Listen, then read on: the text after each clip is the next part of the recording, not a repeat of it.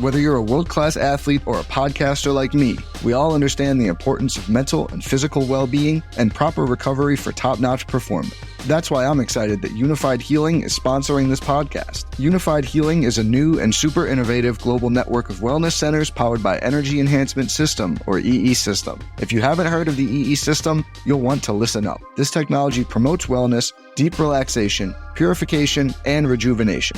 In hundreds of locations across the globe, access to a center is easy and affordable. Interested in experiencing the EE System technology for yourself? Go to unifiedhealing.com/bluewire to learn more and find a center near you. That's unifydhealing.com/bluewire. No material or testimonials on the Unified Healing website are intended to be viewed as medical advice or a substitute for professional medical advice, diagnosis, or treatment. Always seek the advice of your physician or other qualified healthcare provider with any questions you may have regarding a medical condition or treatment and before undertaking a new healthcare regimen, including EE System.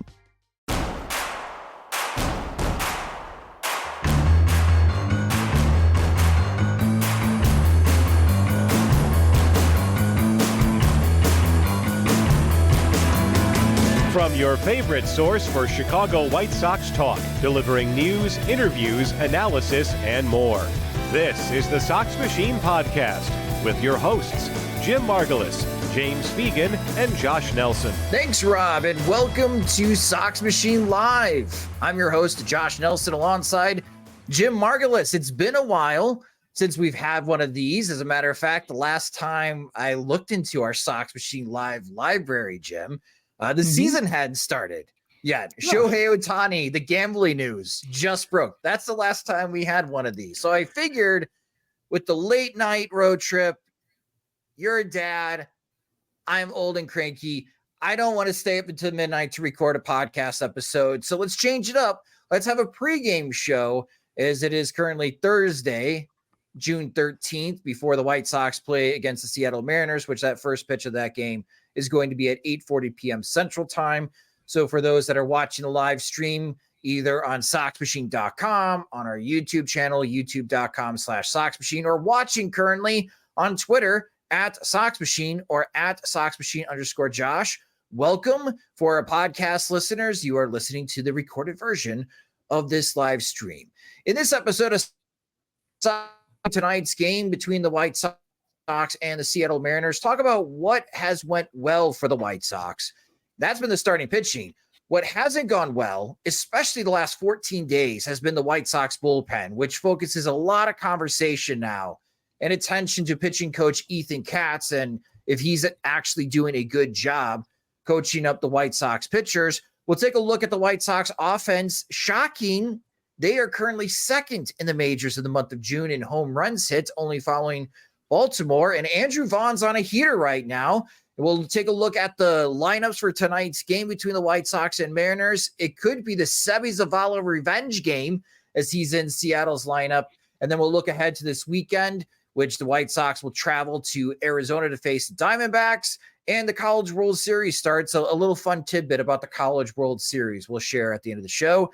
And thank you to our Patreon supporters. James Fegan is actually in Arizona, as he'll be visiting the White Sox Complex League.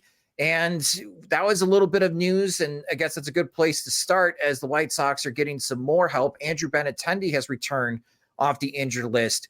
But James texted us that he was surprised he's going to get a chance to not only watch Tommy Pham, but Eloy Jimenez as well will be in the lineup Thursday night in that Complex League game. All the stars are coming out to welcome James to Arizona. And it's great to see the respect that they have for him. Eloy, it's kind of funny just with, 14 consecutive losses and like all the drama, all of the various ways the White Sox have failed. It's been, at least for me, easy to forget that Eloy isn't around or hasn't been around because, I guess between Gavin Sheets and Corey Julks and Pham before he got hurt and Andrew Vaughn, a bit of a resurgence there, that, his bat, where would he play if he were, I would say not fully capable, because if you're fully capable and resembling a silver slugger, he would have plenty of places to play because there isn't anybody quite at the top of his level. But in a case where he's scuffling, hitting ground balls, can't trust him to run that hard because he might pull up lame, that's when it's a case of like, maybe it is better to play Gavin Sheets when he's riding high, or maybe it's like easier to watch him because you don't have to worry about him breaking down when running at top speed. Same thing with like Corey Julks. He might be around longer than Jimenez on a White Sox roster if he clicks in some kind of form, whether it's third outfielder, fourth outfielder. So play him. So you can make all these arguments for other guys. And so like Eloy and his skill set kind of falls to the back burner a little bit, but yeah, he's still around. And, this might be the rehab stint that works. Perhaps, maybe not, but yeah, it's I guess we'll see what James has to say. The first comment that I had on Twitter when I retweeted James's tweet about Eloy also participating in the complex league was, what are the odds Eloy's going to hurt himself in this game?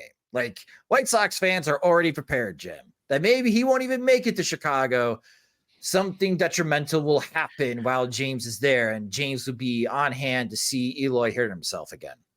Yeah, it's setbacks are a little bit too common. And Robert had some of his rehab. They got delayed a little bit, although he's been okay since coming back. Moncada's original timetable, as stated, has been pushed back to, I guess, more the middle of the second half versus like maybe at the All-Star break. So yeah, you have to count on them not hitting their original marks. But yeah, it's with Eloy, it's just he always hurts himself, or always seems like hurts himself, like right after he says, like, I'm feeling the best I've felt in a while. So it's, I think, what makes him particularly hard to trust versus like Robert, who tends to get hurt pretty quickly and bounce. Like when he's back for a while. And, his skills are evident. Same thing with Moncada. Like Moncada just kind of wears it, but he can play through pain okay, at least, to a certain point. Jimenez just, when he's hobbling around, it's like a case of he can't really be played, even though, I think he's gotten some criticism in the past that maybe he should play through stuff. But when it comes to, his production, when he's less than 100% hitting ground balls, it's like, it's not the kind of production that's really missed. Yeah, the comments already. So we had Ilrig, FBI, Eloy Jimenez making his second rehab stint of the season, and it's only June 13th. That makes me chuckle because it's just been that kind of year for Eloy. And then SPF on Twitter, he's watching live there. He'll stub his toe, trip, and tear his knee. So that's his guess. So we already got guesses on how Eloy is going to hurt himself. But then again, that's where James Fegan is.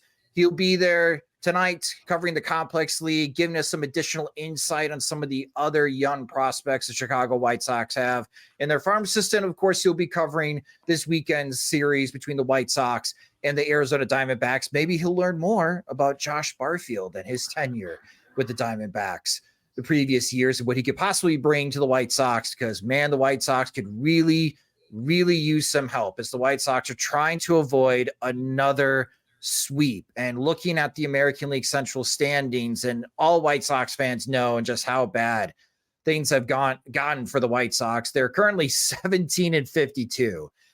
Woof. That's a winning percentage of 246. So they're not even on pace to win 40 games now. They have lost 8 of their last 10 games. They have a 4-game losing streak in 69 games. Nice amount of games. The White Sox have a negative 150 run differential. They're on pace to have more than a negative 300 run differential, which is unfathomable. And their expected win-loss record is 19-50. So somehow the White Sox are underperforming their expected win-loss. And we talked about this stretch of games, Jim, before the season even started. And I made mention of it in the season predictions post. I circled this part of the calendar, warning everyone, incredibly tough stretch of games for the White Sox, an incredible 38-game gauntlet. And my prediction in late March was 8-30, and many thought I was pessimistic. Mm-hmm. Well, the White Sox are 3-22 right now during this stretch. There's 13 games left to go. So in order for them to meet my preseason prediction, they got to go 5-8. To beat it, they got to go 6-7. And if they go 6-7, that's going to be some of the best baseball they have played this season outside of the time when they went 11-9 during a 20-game stretch when Tommy Pham first joined the White Sox. Yikes. I mean, it seems like the season started 3-22.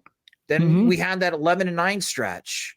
And then it was the 14-game losing streak. And here we go again, Jim, talking about another 3-22 stretch for the White Sox. Yeah, it's kind of funny when it comes to the White Sox last 2 years, kind of fulfilling your worst case scenarios when you've done your preseason predictions, or I think you did one on Sox Machine and one on 670 The Score, saying like, what is the, what do you think is going to happen if it all goes wrong? If we're looking at a team that just, is operating at like maybe 10th percentile outcomes across the board, or at least a critical mass of them. What does that look like? And I think 2 years in a row now, they've hit that. And I thought I was picking the worst case scenario when I picked them going 54-108 before the season. Like, that's usually hard for a team that lose 108 games to be projected for it. Because, when it comes to projections and basing stuff off, what you have in opening day, everything kind of regresses towards the middle a little bit. So I thought like 108, that's pretty bold. That's pretty pessimistic. But, it seems like this is the team where if Chris gets his original vision of like high IQ baseball goes wrong, because like if you don't have enough talent, then you automatically look dumb after a while. Like just the pressure of losing and trying to turn scores around, trying to reverse your fortune when you don't have enough talent to win regularly, create some bad playing time decisions, create some, pressing issues where, maybe you're throwing to the wrong base, or maybe you're trying to bunt when you shouldn't because you want to give yourself up for the team. Like there's a trickle down effect to all this losing. Like it's hard to stoically lose 4-3, 2 out of 3 games. You have an idea of how it might happen, or you can kind of picture at the beginning, like, oh, this is just a team that doesn't have enough offense, can hit the occasional homer. Starting pitching might be okay, but the defense will be good and they'll look respectable. But I think like when the losses start piling up, that's when it's really hard to just accept that you're going to be outgunned in most games, and you might have 110 losses, and that might be the best you can do. And I think when guys are looking at their next jobs, lining up maybe their next moves, they don't want to be associated with that. Like they don't want to be the reason why team lost 108 games, 110 games, 120 games. They all want to do better because it all reflects on them to a certain degree. So I thought I was especially pessimistic, saying like, yes, this could snowball on them. And it's even worse than that. So I think next year we really have to pay attention to what the worst case scenario is and maybe add 10%. Next year's worst case scenario, 20-142. I dare you, White Sox. I dare you to only win 20 games in a 162 game season. Do you think if that happened, if a team ever went 20-142, would the other owners in Major League Baseball start complaining? I think they launch gambling investigations. Like in this day and age, that would be excessive. Like the Holmes maneuver would be, Lawrence would get calls from the FBI saying, "What do you know? Who do you know?" Yes, we'll start that. That's our rumor. Lawrence Holmes, gambling conspiracy theory. He's in cahoots with the White Sox clubhouse, man. He's in cahoots with that White Sox bullpen. He and Ethan Katz. A little funny business going on here. Yeah, the bullpen phone goes to Lawrence's cell. That's why Michael Kopech and Jordan Leisure are paired together. Oh. Well, let's try to bring some positivity first before we talk about the White Sox bullpen. And in this series particular, you could make a case that the White Sox should be ahead in this series. In a way, the White Sox should have won the first 2 games for sure. They should have won the first game against Logan Gilbert to be up 4-0, and just how dominant Gilbert is at home. That was a crushing loss. Like, there's been so many losses that it's going to be hard to pinpoint the top 10 losses of 2024, Jim, but I would nominate that game just because to lose 8-4 by giving up 4 runs in the 8th and then a walk-off grand slam after being up 4-0 going into the bottom of the 8th inning. That was gut-wrenching. But at least for the White Sox, as they, again, try to avoid a sweep playing the 4th game tonight against Seattle, the starting pitching's been excellent. I mean, Eric Fetty, 7 innings, only 5 hits allowed, just 1 earned run. It was a solo home run. He struck out 4, walked 1 on 93 pitches. Maybe Grifol could have pushed Fetty into the 8th inning, but I thought that was an excellent outing by Fetty. Drew Thorpe, in his major league debut, was good. 5 innings, only allowed 3 hits, 2 runs. 1 was earned because of an error. He walked 2, struck out 4 on 98 pitches. And Jonathan Cannon, like, what a back-to-back performance for Jonathan Cannon. In his last appearance, and that's the key word, he completed a 3-inning save for the White Sox. And then his next outing, he goes 7 innings in his start, allows just 4 hits, 1 earned run, striking out 7, walking 1 on 104 pitches. Jonathan Cannon looked excellent for the White Sox last night. And when you look at just how well the starting pitching has been for the White Sox, especially Fetty and Cannon, like for any other team in Major League Baseball, Jim, you would think, oh, the White Sox won those 2 games. No, they have lost 4 straight games, and they're looking at a sweep because of the last 2 innings. We'll get to the bullpen in a moment. But your thoughts on the White Sox starting pitching for this series against Seattle, Jim? It's been good. I think the numbers bear that out. I think Thorpe looked like he needed to look for a rookie. A little bit lucky at times. He misplaced some sliders, but the changeup looked like a real pitch. He pitched around some errors or dealt with it and didn't let it get away from him. Defended his position well, showed that like he wasn't overwhelmed when it came to his decision making. So that was welcome to see. I'm a little bit not nervous or worried, but just, I would note that, the Mariners offense has been a point of concern for Seattle fans. And I think, when you roll 3 good to great starts from Fetty, which is okay. Thorpe, which is, sometimes rookies do that. And then Ken, which is more of a, it was a good start by him, but also the Mariners, I think, have this tendency of making pitchers look better than they might be, or more than their season numbers might suggest. I think I want to suspend a little bit of enthusiasm, but when it comes to the task at hand, like they aced it.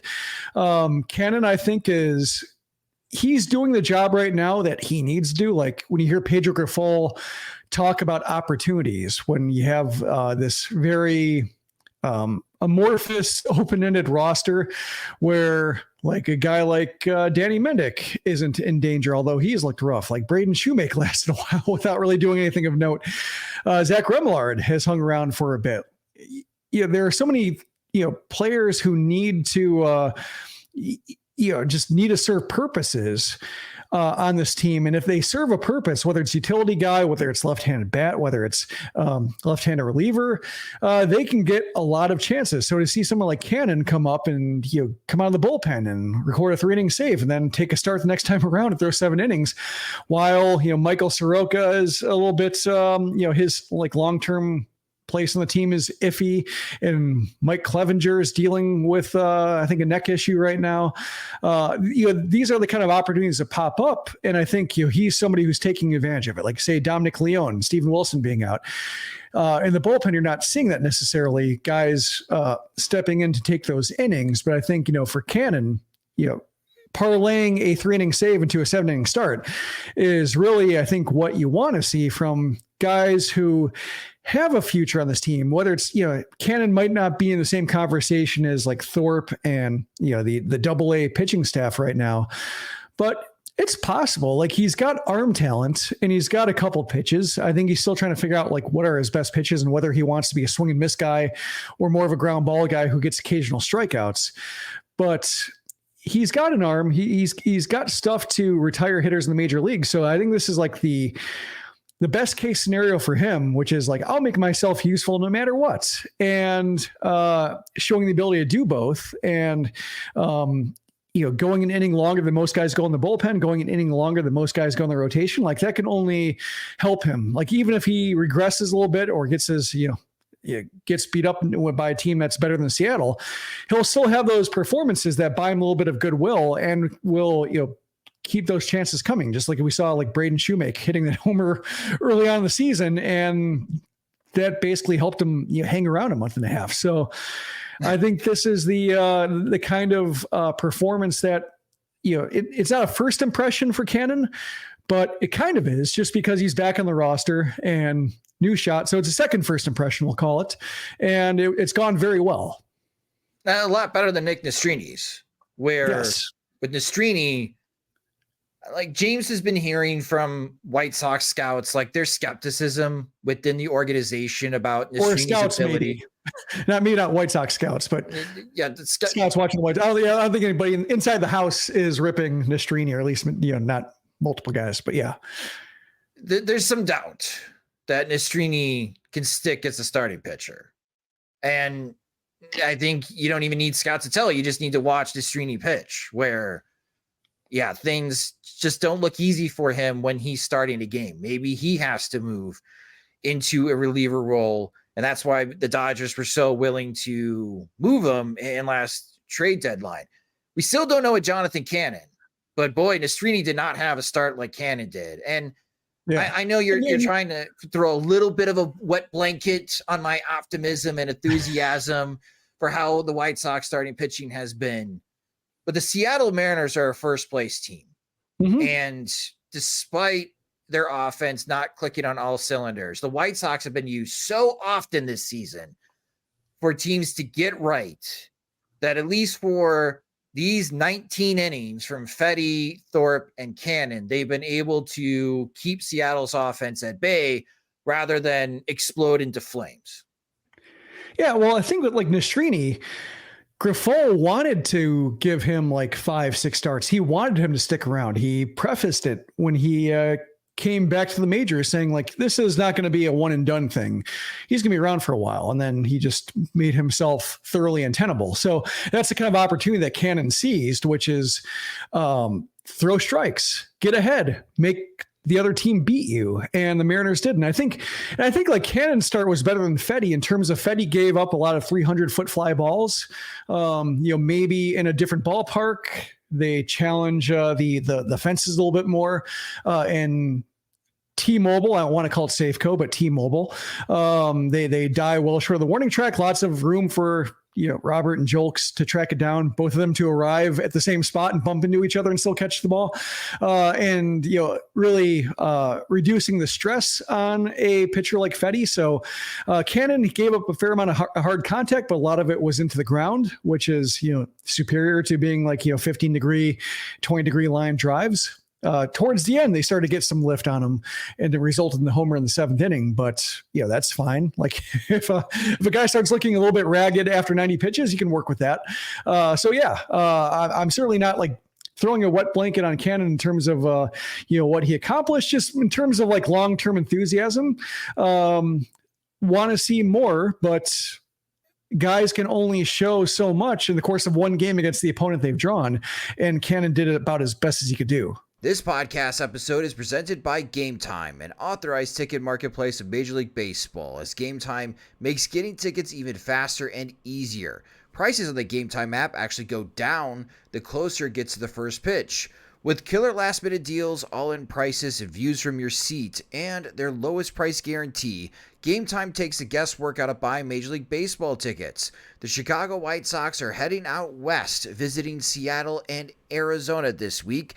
If you decide to take a vacation, follow the team, use Game Time to grab some tickets. Last summer, I visited Seattle before our cruise up to Alaska.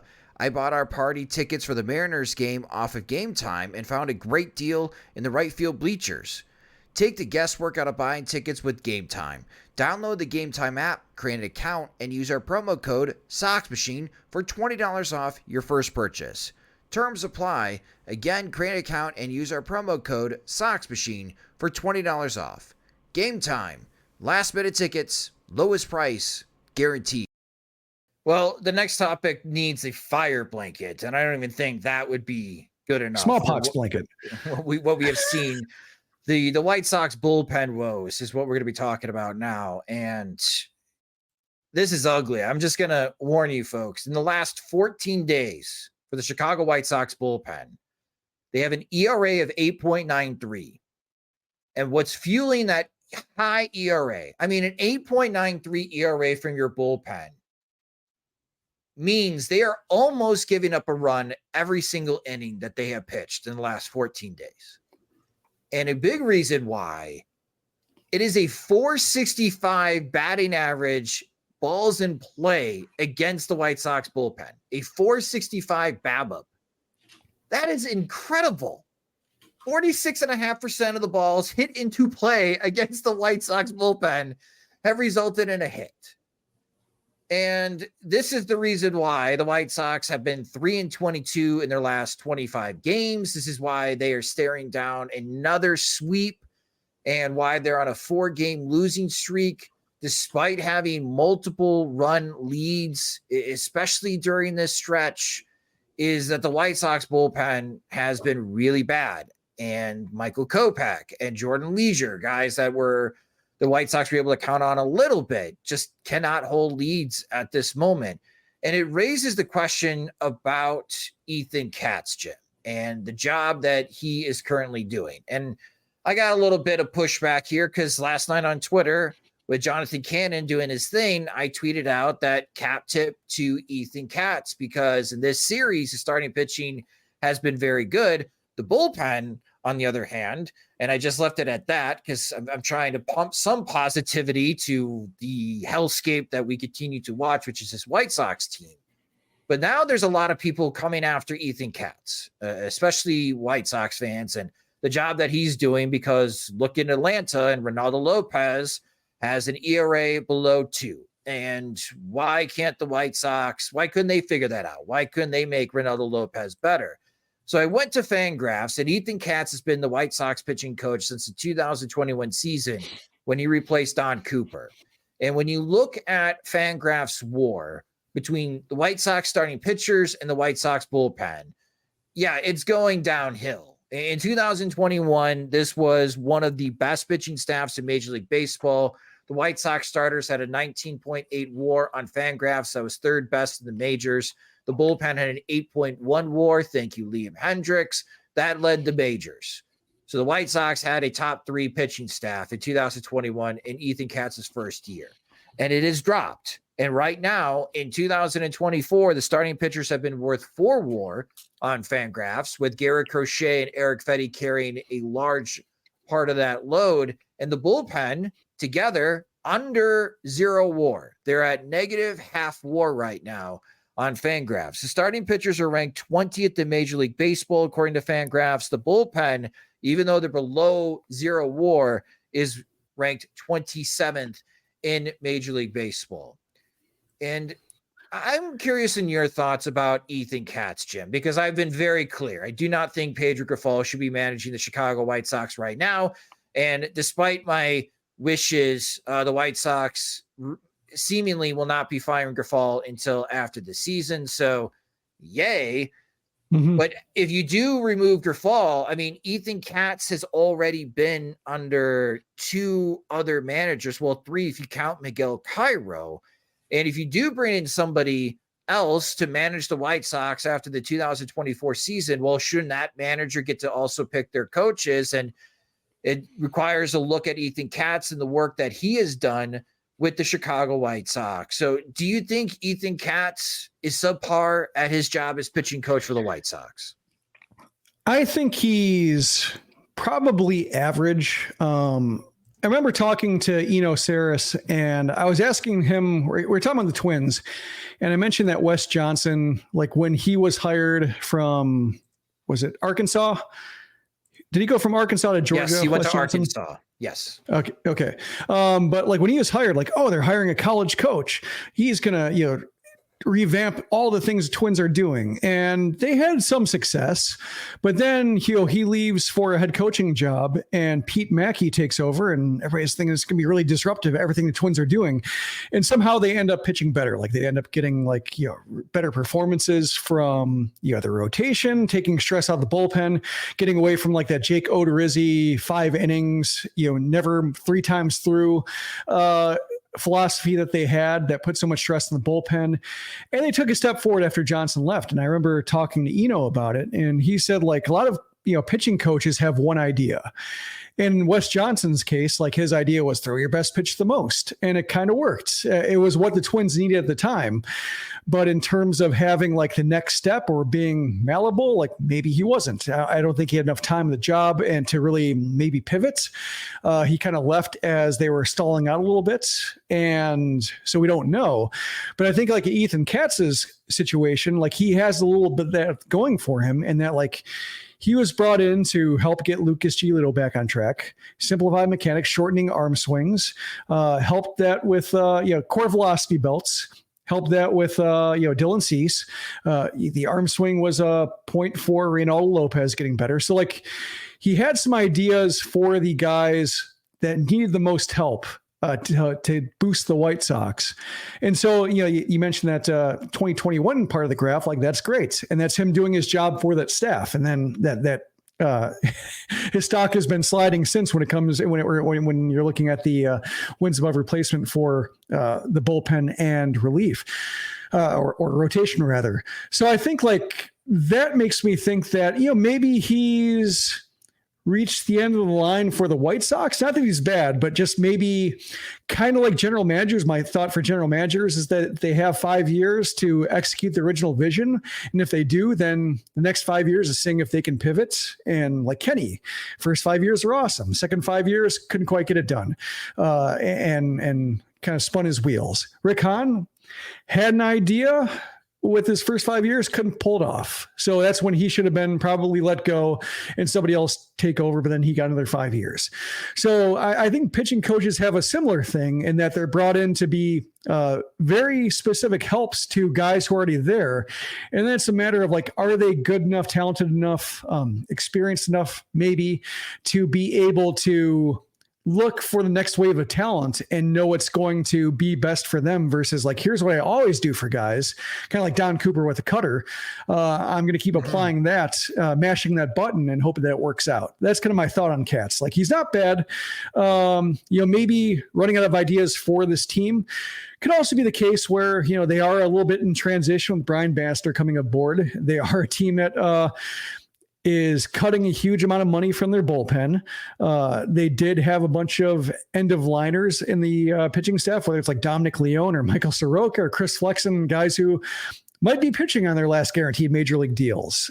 And it reminds me of the 2007 White Sox bullpen with Don Cooper when they gave him Andy Cisco and company, like here are all the ex-Royals, work with their arms, and just he was stretched too thin, I thought. Like I think there's an element of that too, to where if you're trying to supply all these guys and troubleshoot them in real time, how much time do you have to get them all right? Yeah, so that's why I think that's a good point, Jim. Yeah, so that's why I'm not like coming down on them too hard, but also like if the White Sox do change out Pedro Grifol and whoever they bring in has a better idea for a pitching coach, I'd say sure. Like I wouldn't be too attached to him just because like there might be a case where Katz, he outlived his purpose for this team and might need a change of scenery to either like find a team that needs his specific skill sets and will benefit from that, or he just needs to step back and say like, all right, where did I get too bogged down in my vision for that team, and kind of go back to school a little bit and maybe broaden his skill set. Because like a guy like Mike Maddox, like if you're talking like veteran pitching coaches, he's bounced around a little bit. So I imagine he's had stuff like that too. So I don't think it's necessarily like damning if Katz gets let go, because he just might need a little bit of kind of be able to step back and get away from just the White Sox downward spiral, separate himself a little bit and tackle a new task if it happens to be the case. Or he could be fine and they just need to get better pitchers. If this was MLB The Show in real life, I think Ethan Katz adds to the starting pitchers. I think he does a very good job at getting them prepared and having a concrete game plan of what they need to achieve and understand the opposing hitters to get through a lineup 2 and recently 3 times through the order. And that's how a pitching coach helps the starting pitchers, because it's the pitching coach formulating that game plan with whoever is going to be catching and the starter that night. And I think Katz does an excellent job of that. To your point, is Katz stretched too thin? The White Sox not have enough resources? While I think like Katz would add, like, let's say +5 to your starting pitcher's attributes, he gives your bullpen -5 attributes. And it just brings into question, do the White Sox have enough resources to manage a 13-man pitching rotation with 5 starters and 8 relievers? Because, yeah, to your point, like if Ethan Katz is hyper-focusing because he needs his starting pitcher like Garrett Crochet, who we'll talk about in a moment, and pregame, he's working with Crochet, and this is what our game plan is going to be against the Seattle offense. He's thinking, let me get Crochet through 6 innings, and then, yeah, let's figure out the last 3 innings on the fly. Well, those last 3 innings, again, to bring up that graphic for those that are watching on our live stream, the last 14 days, it's an 8.93 ERA.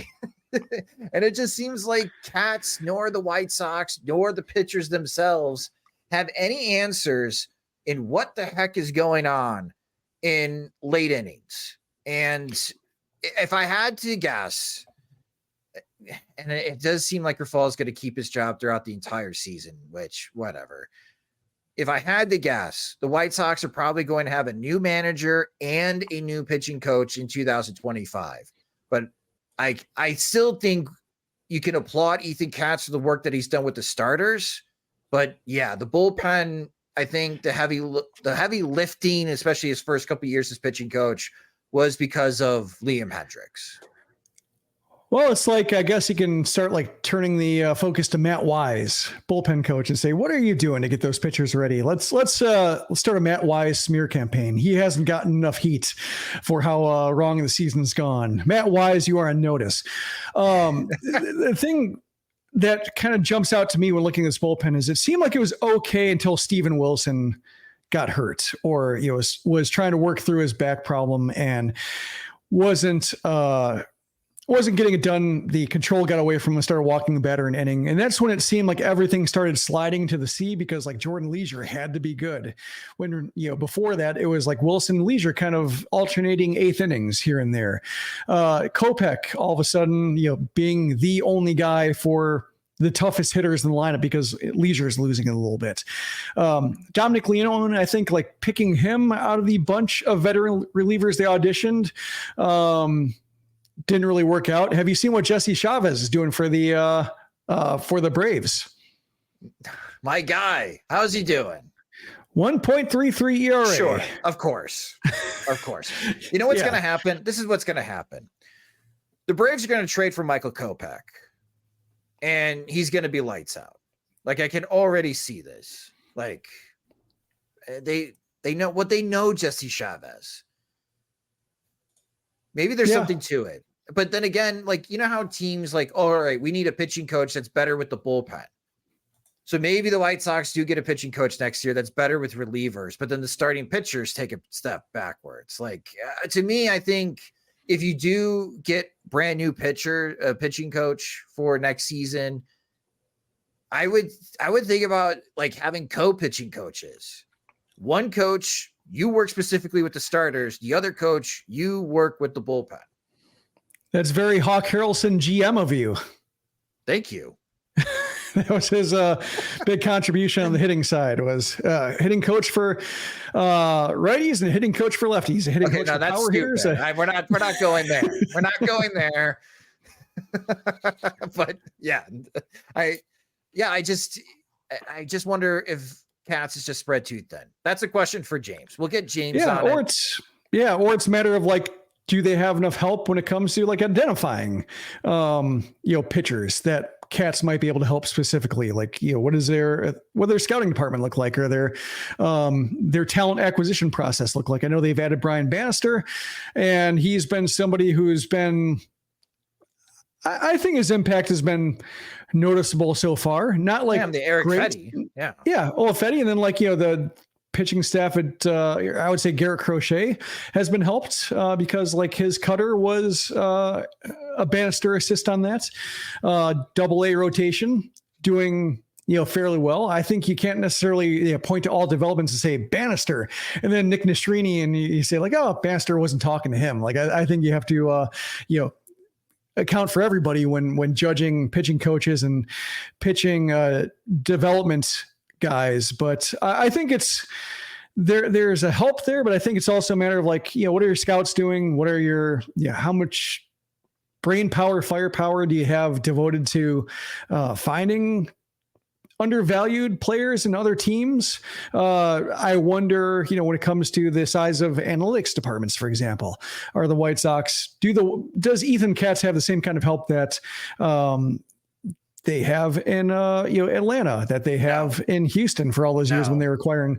It's a case of, when it comes to relievers, and I think Astros are good at identifying relievers, that like Ryan Presley, like finding the Twins not doing what they thought they could with him and acquiring Ryan Presley. I think that's what, maybe Katz might be hampered by that we don't know about. Another team could pick him up and all of a sudden he looks better just because the players he's getting are better or more tailored to what he can do to help a guy. Well, we'll see what happens with Katz, but it is something to pay attention to moving along, especially as the voices get louder and louder about Grifal's job status. But maybe those will quiet down during the season. Probably not. If the White Sox continue the trend that they are, being the worst team ever in Major League Baseball history, which what a way to end your managerial career, is having that on your record. But let's talk about the White Sox offense. We talked a lot about as far as the White Sox pitching, and a surprise from the White Sox offense, especially the month of June. They are second in home runs in the month of June, just trailing the Baltimore Orioles. The White Sox have 19 home runs in 11 games. That also equals the same amount as the New York Yankees and the San Diego Padres. The Baltimore Orioles have hit 28 homers in this month already in 13 games. The Orioles have been red hot at the plate. And someone that has been helping the White Sox offense, even though I've complained about him a lot the first 2 months, Andrew Vaughn. Andrew Vaughn has suddenly woken up. In his last 30 games, Andrew Vaughn's hitting .261 with a .320 on base percentage and slugging .504. If Andrew Vaughn had been hitting like that in his last 115 plate appearances for the entire season, I think everybody would be content with the production from Andrew Vaughn. An .824 OPS, yes, he's starting to hit like a major league first baseman, as he has 7 homers and 16 RBIs. So I guess, James Fegan wrote about this on SoxMachine.com, that not only is Edgar Caro been really heating up in the month of June, but Andrew Vaughn is also on a heater. And James is suggesting that maybe Vaughn is regressing back to the mean. Now, what does that... In the good way. In a good way. Is that still an average major league first baseman? Maybe, maybe not. Is that good enough to save his season into the season stats? Probably not. But Jim, what do you make of Vaughn's heater? Because at one point when he went hitless, he had an 11-game hitting streak that I think caught a lot of people by surprise. I know it did for me. Yeah, that was interrupted by the injury. So I think it's a case of, having a little bit of a disconnect there between the start of the hitting streak and the continuation of it, to where it feels like, is that really a thing when you have 4 days off in the middle of it? And then you have to refocus that. Yeah, it actually was doing okay before the hand injury. To me, it looks like he's getting more A swings off. Either he's more successful with them, but when he succeeds, it looks like it's early in the count. It looks like he's anticipating a pitch and timing it. Like he knows what he's looking for.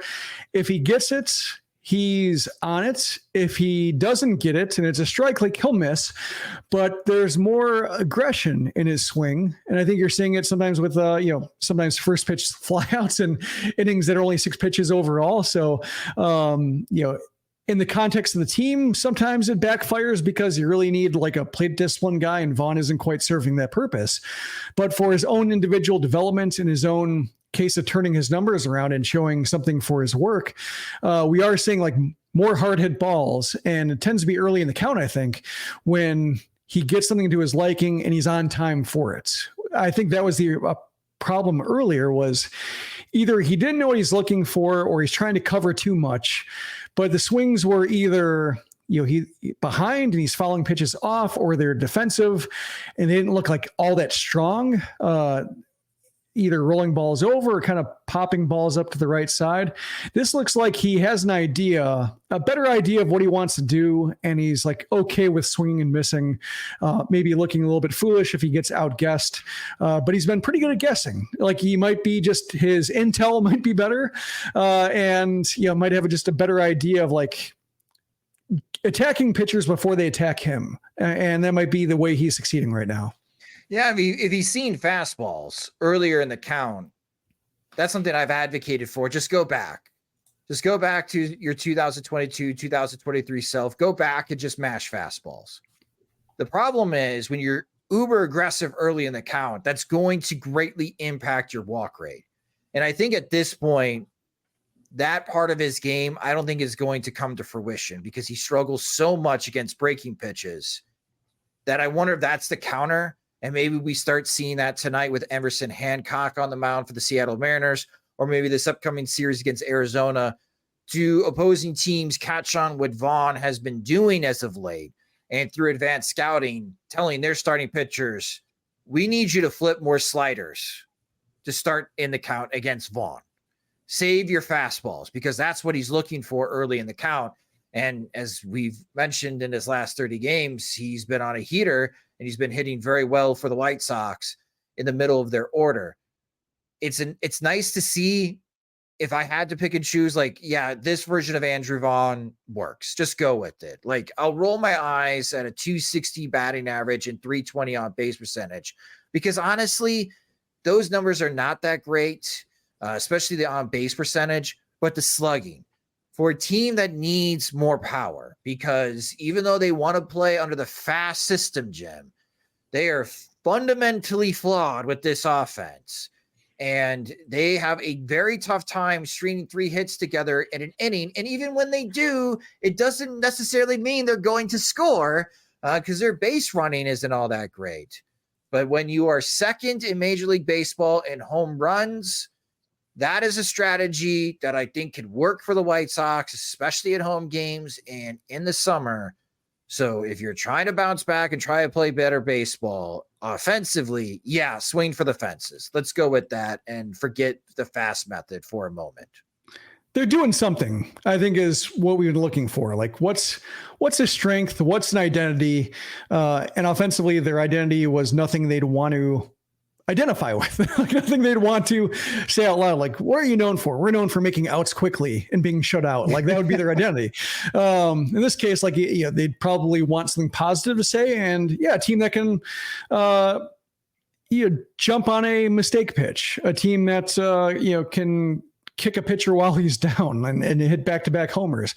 We're seeing Paul DeYoung is kind of, that seems to be his thing right now, below 300 on base percentage, but right now a 25 home run pace, 30 home run pace. Like that's, I think, when you're looking at this lineup, Gavin Sheets is maybe the most polished hitter of the bunch. Like Tommy Pham, when he's there, they have good plate appearances, but without 2 or 3 more of those guys who, really make good decisions and can really see 4 or 5, 6 pitches and not feel like they're, totally disadvantaged. Then it's really kind of every man for himself. And if they hit 2 homers in an inning, cool. And if they make 3 outs on 7 pitches, that's the cost of doing business for the way the White Sox operate. But at least it's something. Yeah, we'll see if the White Sox hit another home run tonight against Emerson Hancock and the Seattle Mariners. And for that pregame show, for those that are watching the live stream before hopping over to the first pitch, which is coming up here for the White Sox tonight, their starting lineup against Emerson Hancock. Nicky Lopez is hitting leadoff. Andrew Vaughn is batting second. Luis Robert Jr. back in the lineup after his pinch hit home run yesterday, which he pitched hit for the leadoff hitter. I will not let that go. Robert back at center field. Gavin Sheets at cleanup at DH. Andrew Benintendi batting 5th in left field. Paul DeYoung, as Jim just mentioned, batting 6th at shortstop. Oscar Colas in right field, batting 7th.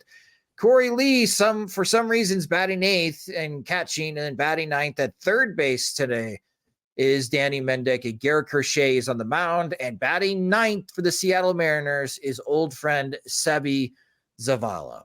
And I want to just chat quickly about Garrett Crochet before tonight's game gets started. And a few things that have caught my attention. One, he had those 2 bad outings back to back, and it blew up his ERA. And I wondered if he wasn't going to make the All-Star team. But the way that he's been pitching, he probably will represent the White Sox. Shoot, maybe both Eric Fetty and Garrett Crochet represent the White Sox at the All-Star game for how well they have pitched this year. But Crochet, in 8 straight starts, has allowed 2 earned runs or fewer. The White Sox are 5-3 in his last 8 starts. And for the season, the White Sox are 6-8. So if you're hoping that the White Sox fend off another series sweep, if you're hoping the White Sox break up this losing streak of 4 consecutive games, it seems like with the recent trends that Garrett Crochet, if he continues this trend, is going to shut down the Seattle offense just like Fetty and Thorpe and Cannon did, and give the White Sox an opportunity as long as they can score some runs early against Emerson Hancock. And then the fun part, everybody hang on for your dear lives when the bullpen comes into the game.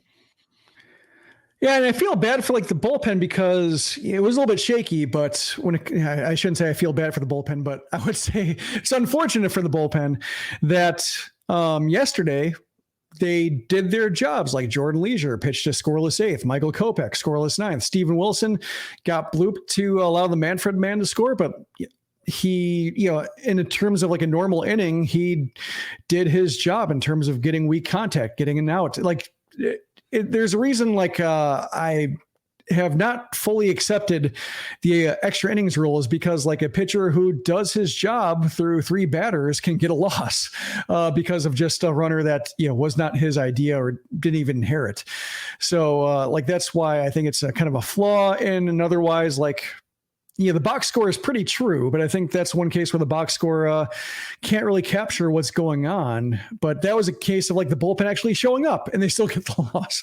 So yeah, it's in a case where they did their job, the offense made them look bad. And so you still have this phobia, but hopefully Garrett Crochet is enough of a palate cleanser of just like enjoyable pitching. And, the offense does enough that you're not just focused on one mistake. Like that was my concern with Cannon and his start is that he gets to pitch 7th inning.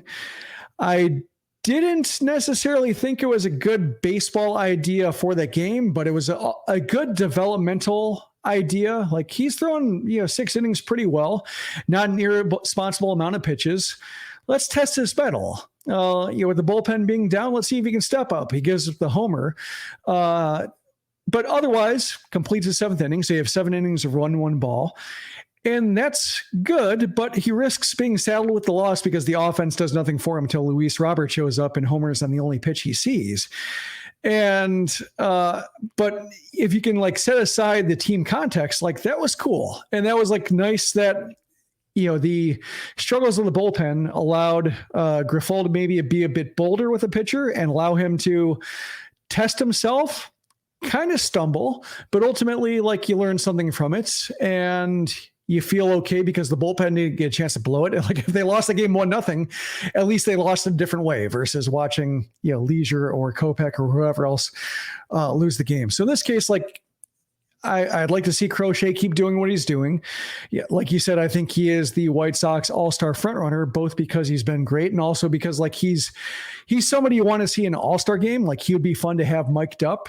He would, if you're going to have one rep from the White Sox, the worst team in baseball, make it be a guy everybody wants to see. And I think a lot of fans who follow the game are excited about Garrett Crochet individually. So that would be the best case for White Sox PR to have Crochet there. And I think, I'm hoping for 6-7 innings of just him doing what he does, enough offense to where you feel hey, it meant something. I think that's really the toughest thing in a season like this is Eric Fetty going 7 great innings and getting no decision. What was that even for? Crochet, there's a bigger point for it because of just his personal development, first year starting, but still when you have starts like this, starts like Cannon, starts like Fetty, you want to have at least one of these games turn out to be something that matters for a win column, ending a losing streak, avoiding a sweep, benefiting the White Sox in terms of like some greater dignity that they don't quite have right now. That's, I think, hiking some of the season. The White Sox, the search for dignity. Yeah, again, Crochet, 8:40 p.m. Central Time start for those that are watching the live stream over at NBC Sports Chicago. And if you're out of the market, MLB.tv. The Chicago White Sox, after this series, will be heading to Phoenix, and very convenient because I think Tommy Pham will be rejoining the White Sox, and we'll see in how the roster shakes out. There'll be some roster moves before the series starts. And your probable pitchers for this series over the weekend, these are, so Friday nights at 8:40 p.m. Central Time start. Chris Flexen will take the ball for the White Sox. He'll be going up against Ryan Nelson, no relation, for the Diamondbacks. Sunday late, 9:10 p.m. Central Time start. And that game will also be on Fox Sports 1. Eric Fetty will make the start for the White Sox against to be determined for the Diamondbacks. And then on Sunday, Father's Day, 3:10 p.m. Central Time start, Drew Thorpe will make his second Major League debut as far as his Major League start. And he'll be facing Jordan Montgomery, who's having a very rough start to the season after holding out and trying to get as much cash as possible. One of the famous Scott Boras clients, Jordan Montgomery this season is 4-4, but he's got a 6.58 ERA. He has been really, really struggling. And the Diamondbacks, despite winning the National League pennant last year, are currently 32-36 on the season. They're 9.5 games back of the Dodgers, and they're a game and a half back of the wild card. The Diamondbacks have won 6 of the last 10 games. So it goes back to this whole trend for this season. And I know that's a popular word for the White Sox these days, trends, because there's so many bad trends to talk about with this team. But teams get right when they face the White Sox. And boy, Jim, the Arizona Diamondbacks need to have a good series against the White Sox, or they're going to get themselves back into postseason contention.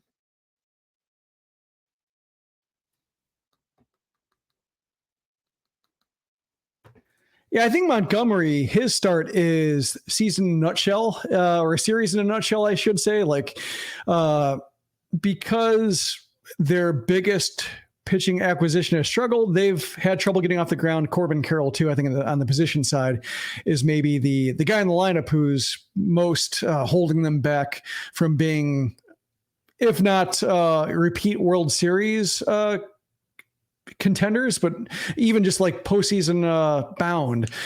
Those are, I think, the two guys I'm focusing on in the series. And him facing Drew Thorpe, it's a case where like Thorpe is a divisive pitching prospect because he's not overpowering. He's not like a Garrett Crochet from the right side where you look at his fastball and say like, oh yeah, you don't have a chance tonight. He looks hittable until the changeup shows up, and when he can get hitters into the counts where they have to be guarding against that changeup, he can do a lot of things. But if he can make them look silly, or at least keep them in check with an underwhelming arsenal, while Jordan Montgomery has another rough team against like the kind of offense that he should be able to lower his ERA against, then I think you might have some greater conversations. Except, maybe those conversations won't happen because the NL wild card is such a mess. Like every team is the Arizona Diamondbacks, below 500, not putting it together. Not sure if they're going to be adding at the deadline or selling or standing pats. And so, maybe they just do keep plugging away and hope that they click, because every team that isn't the Phillies or the Dodgers or Brewers, like the division leaders, are kind of in the same boat. Maybe the Braves, I think those are the 4 teams that have separated themselves. Everybody else is just either underwhelming or injured or not quite right at the same time. So this is a get right series for the Diamondbacks, but they are exploitable in a way that the White Sox could create some more team meetings, or just have some pressure, especially for Jordan Montgomery. Like, I'm fascinated by that. I know he was an offseason target for he is popular target in our offseason plans because of his skill sets, not being the top dollar pitcher, but having a lot to offer. And he looks like one of those guys who just needed a spring training. Same thing with like Blake Snell, same thing with Mike Clevenger, even. Like, I think we're seeing the value of having spring training for starting pitchers that might make them harder to get the deals they got accustomed to in free agency if teams wait them out long enough. But if the White Sox punish him, then I think that'll be kind of emblematic of the Diamondbacks just not being able to reach escape velocity from being in that big cluster of teams that don't really seem like they have enough. Yeah, the Diamondbacks, again, they're in 4th place in the National League West. They're a game and a half back of the Giants. They're 3 games back of the San Diego Padres right now, which the Padres are 37-35 and the Giants are 34-35. So many teams below 500 in the National League. And we'll recap that series between the White Sox and the Diamondbacks. We'll record a new podcast episode on Father's Day, late Sunday night. And again, follow us on social media. We're at Sox Machine. Follow James. He'll be there covering the games for us at Sox Machine. Again, thank you to our Patreon supporters, as James will be, what do they call it, Diamondback Stadium? It's still Chase Field, right? Yep. Okay, and here's some evidence of James at the backfield texting us photos. He's got Javier Magoyan there. Look at those action shots. Yeah, getting open side swing. So, thanks to our Patreon supporters who are allowing him to do double duty. That's why, we're trying to figure out the best bang for the buck with the White Sox being as bad as they are and being able to go to Arizona and check on the major league team, but also some of the prospects that are really hard to cover because you can't see them. The games aren't streamed, so you do have to see them in person. And so, thank you for allowing us to send James to get down there and have some visuals to go along with box scores that we follow every day. And then one last thing, it starts tomorrow, the College World Series. And for those that are now starting to get more into the MLB draft, we're just a month away from the MLB draft where the White Sox will be selecting 5th overall. They have 4 picks in the top 100. I think 4 picks in the top 80 for sure. So this is a good chance for the White Sox to add more talent. This is a great couple of weeks to watch the College World Series. A lot on the line. 8 schools. It's been a very fun postseason so far. But what's going to make it incredibly fun is the Jell-O shot contest. So a shout out to our friends from the 108. This is the ultimate hashtag 108ing. So Rocco's is a bar very close to the stadium in Omaha. And it is a challenge for fans of the 8 schools. It's $5 Jell-O shots, and whoever buys the most Jell-O shots wins the crown of Rocco's Jell-O shot challenge. And when you get the SEC schools involved, this number will be in the thousands. So for those that are watching a live stream, Kentucky, the first time they've ever been to the College World Series, already leading with 126 Jell-O shots purchased. So this is one of the leaderboards I'm going to be paying attention to during the College World Series, obviously watching the games and getting video of all of the action for MLB draft coverage for us at SoxMachine.com. But Jim, you got Florida State, Virginia, North Carolina, NC State. Those are the ACC schools. And then for the SEC schools, you got Florida, Tennessee, Texas A&M, and Kentucky. Out of these 8 schools, which one do you think will win the Jell-O shot contest? Feels like Tennessee has a big jump here in it. I think, when I think about teams that probably travel pretty well and are probably used to planning a trip to Omaha to follow the team, I think Tennessee will show up in droves because they're one of the top programs in the country. It would be a failure if they didn't get to Omaha. So I think everybody's had their plans made well in advance, and they have hotel rooms and they have drivers, or they're within walking distance. And so they can go nuts. Yeah. LSU not being in the College World Series impacts numbers because them and Ole Miss, like the SEC schools, come out. Arkansas, numbers right? They were a big one too, I think, right? Yeah. Arkansas is a big one. Yeah. Thousands. It'll be in the thousands before the College World Series ends. Those poor bartenders just constantly making Jell-O shots during the College World Series.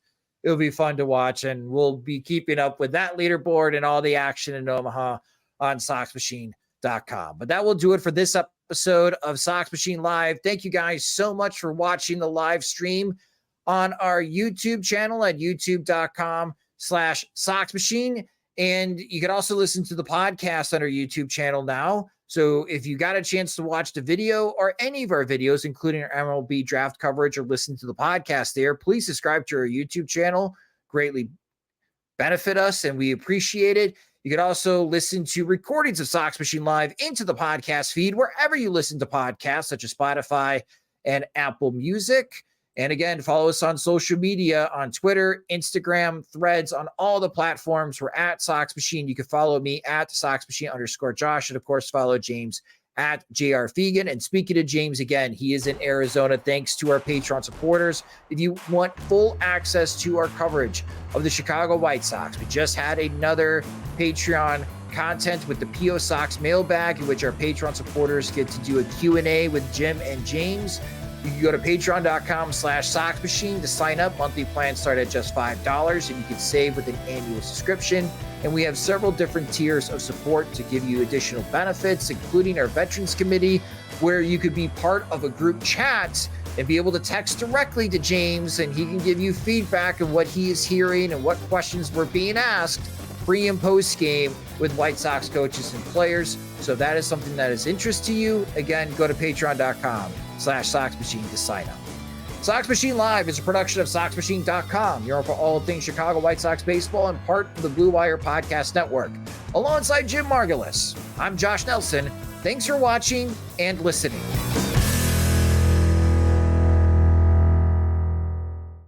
Ah, the sizzle of McDonald's sausage. It's enough to make you crave your favorite breakfasts. Enough to head over to McDonald's. Enough to make you really wish this commercial were scratch and sniff. And if you're a sausage person, now get 2 satisfyingly savory sausage McGriddles, sausage biscuits, or sausage burritos for just $3.33. Or mix and match. Price and participation may vary. Cannot be combined with any other offer or combo meal. Single item at regular price. Ba-da-ba-ba-ba.